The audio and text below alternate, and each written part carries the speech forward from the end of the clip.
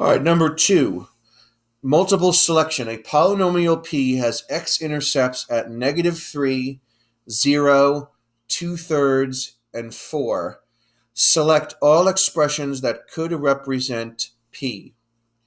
So we have x-intercepts at -3, 0, 2/3, and 4.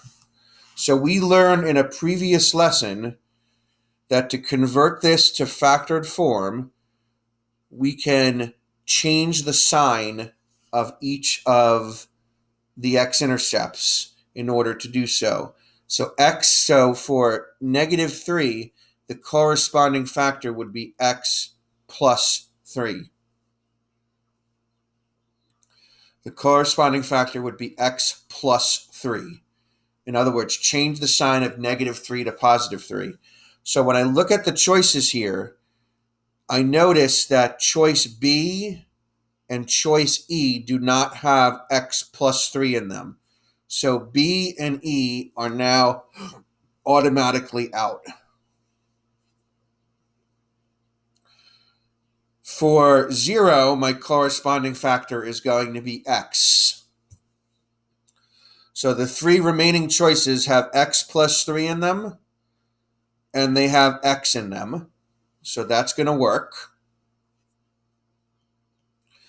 For 2/3, my corresponding factor is going to be x minus 2/3. Okay, x minus 2/3. And remember, I talked about, in order to write this a little nicer, I'm now going to take the denominator, which is 3, and I'm going to multiply both terms of that factor by 3. So this is going to become 3x. Okay, and then 3 times -2/3 is going to be -2.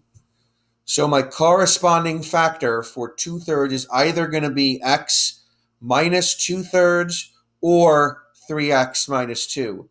So if I look here, I have x minus 2/3, that works. I have 3x minus 2, that works. I have 3x minus 2 squared, that works as well. And then for 4, my corresponding factor is going to be x minus 4.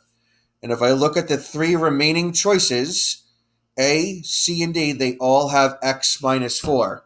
So it turns out A, C, and D are all possible answers.